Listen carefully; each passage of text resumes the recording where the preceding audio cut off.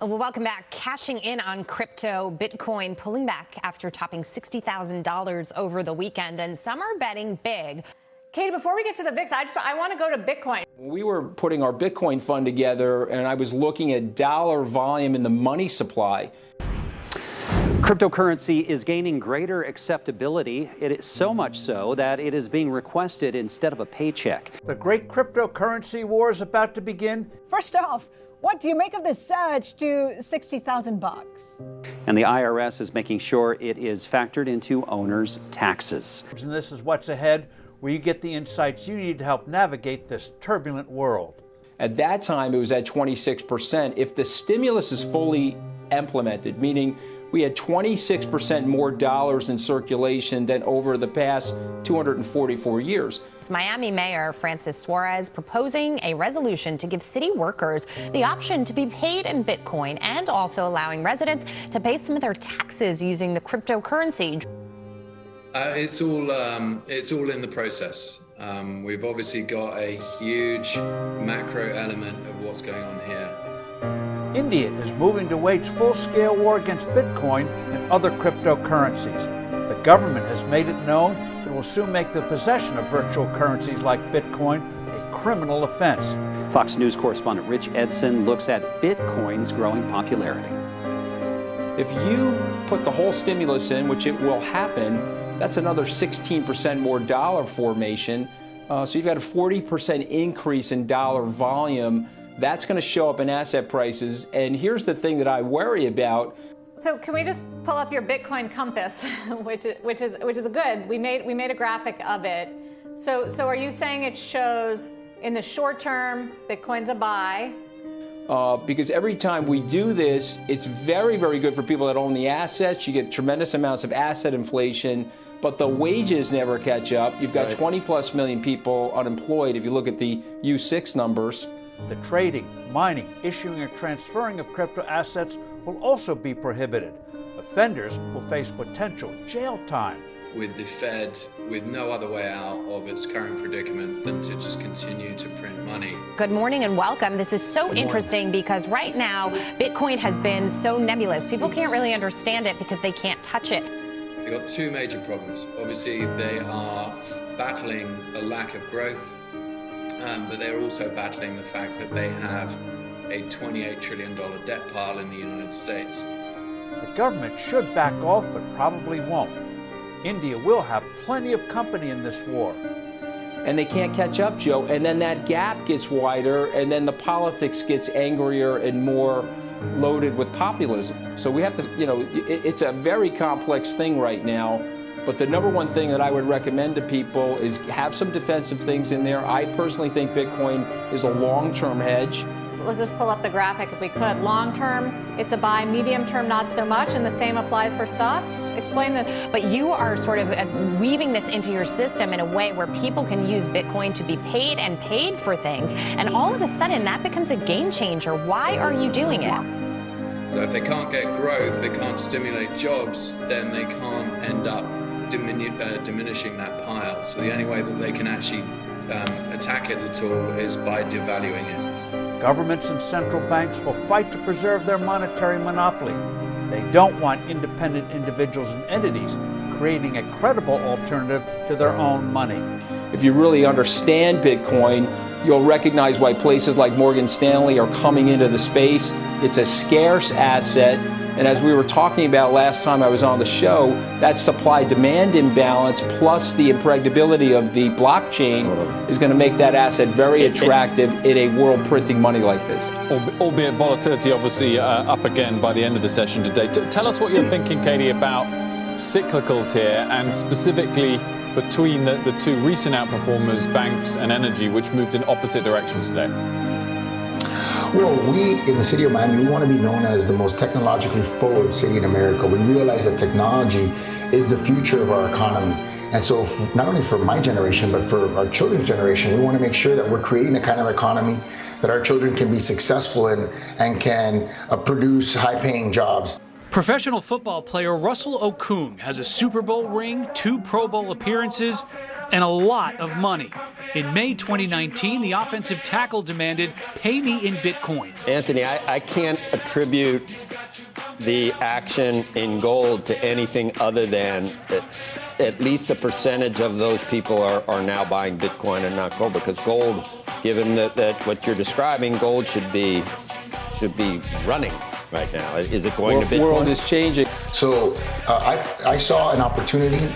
There's a tremendously robust crypto community out there. There's tens of millions of people that are actually holding crypto, according to some of the people that I've talked to in some of the biggest exchanges. And so I thought that it was a sort of a low-lying fruit for the city of Miami to be innovative, to be forward-thinking, and to be the first city to be able to offer these things to its employees, to its residents, and even to think about it as an asset to invest in. And I can tell you the reaction has been overwhelmingly positive. The tweet that I put out with that resolution, I think got 2 million views, 6.5 million impressions, and I've gotten calls from mayors and former governors from across the country that are looking at doing something similar. And so this is what we're starting to see here. Massive monetary stimulus against the devaluation of the dollar. And that is having a push effect onto Bitcoin, which is already having a supply side crisis due to the halving that we saw May 20 last year. In their minds, digital currency should be government issued, period. This past December, he announced paid in Bitcoin.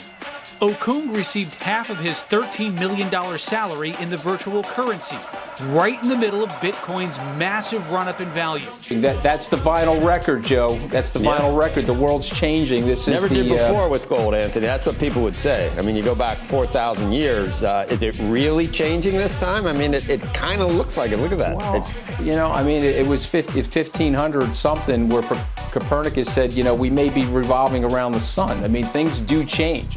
Meaning his $6.5 million payout could be approaching a $20 million value. One Bitcoin is now worth nearly 11 times what it was a year ago. And more people across the world are using the electronic currency that is independent from governments and banks. In the U.S., for example, you can go to jail for producing a substitute for the dollar, even if your invention looks nothing like the greenback. And, then you're starting to see corporate adoption, institutional adoption to a degree that is so extreme. You've got 4 companies in MicroStrategy, Tesla, Square, and now recently Maitu. Between those 4 companies, they bought 40% of the annual supply of Bitcoin in just a few months. So we really have a supply side crisis in Bitcoin. This is only the early stage of the rally. Things are going to get a lot more heated from here.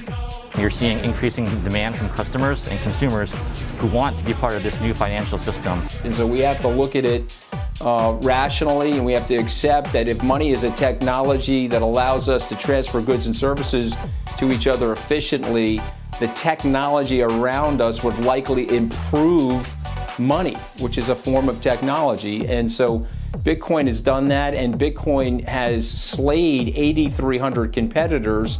It's the largest market cap of all the cryptocurrencies, 60 or 70% of the overall market cap, depending on where the prices are bouncing. And in a lot of ways, if you really study it, Joe, it's better than gold. Bitcoin launched in early 2009, following a historic financial crisis and cratering confidence in global economic institutions. Its users keep a public ledger to verify transactions and amounts. Investors can buy and sell Bitcoins using traditional dollars. It is groundbreaking to be using the cryptocurrency in this way at this time. And the trend is catching on. There are nearly 17,000 Bitcoin ATMs worldwide. It's easier to store. You can move it around more quickly. And that value and that trusted network is growing. It's 110 million now. By 2025, it'll be at 1 billion. And at least one in every American state except Alaska, where users can initiate transactions in virtual currencies. There's also a growing list of businesses that accept Bitcoin. So digital assets becoming more compelling in 12 months. What price will it be for Bitcoin? that you said that was really interesting to me. It's this notion of that there's, a lot of demand for Bitcoin out there. So do you feel like your constituents, you're catering to that need and that want, or do you look at it as an ease of use situation? Is it easier to operate in Bitcoin? I think we're modeling out about 175,000 for the price of Bitcoin by the end of this year. And with its significant increases in value, the Internal Revenue Service is taking note. The IRS has issued subpoenas to cryptocurrency exchanges to get transaction information. It's gone after individual taxpayers, so they're very interested in, the taxman is interested in getting its cut as well. And if we're right and it adopts pursuant to Metcalfe's law, you want to own some Bitcoin and, be prudent. Anthony, you don't have to own a lot of it, but just own some of it. Anthony, here's the question that I'm always grappling with Bitcoin, which is that right now, the people who are in Bitcoin are speculating it's going to go up and go up significantly. 1x, 2x, 3x, 10x, right? This is a true speculation right now for people who are looking for real, outsized yield, if you will. The IRS has reportedly initiated Operation Hidden Treasure to ensure investors are paying taxes on their Bitcoin profits. We think that the way that we're obviously starting to see this institutional adoption is really quite key. People just went crazy about it. And so I realized that you can take very meaningful small steps to helping Bitcoin and cryptocurrency become mainstream. And it's something that can create a tremendous amount of attention for your city. You're in that transitory period. This is sort of like where Amazon was in 2000. People couldn't believe its price movement. Then we looked at it again in 2009. It was a very big move over 12 years. Bitcoin is 12 years old.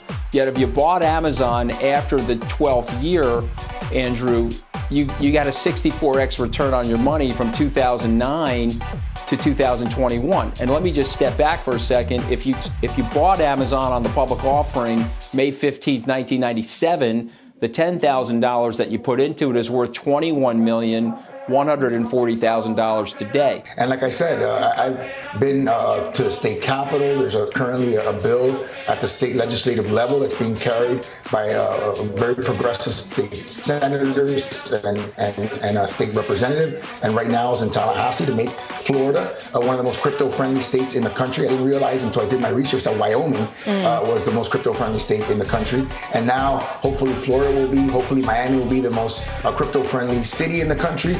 And I think that is going to be part of our brand, to be forward-thinking and pushing forward on new technologies so that what Brock said is true, so that we become the most technologically important city in the planet.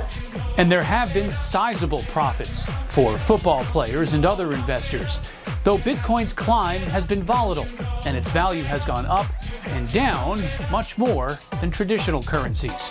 But Amazon now, 20 years later, is trading with more stability. I mean, it got a very big pop because of the pandemic, but just take a look at its long-term chart. And I think that will happen to Bitcoin once it fully scales and you reach adoption levels over $1 billion. You're going to be, looking at that situation and saying, okay, it's way less speculative.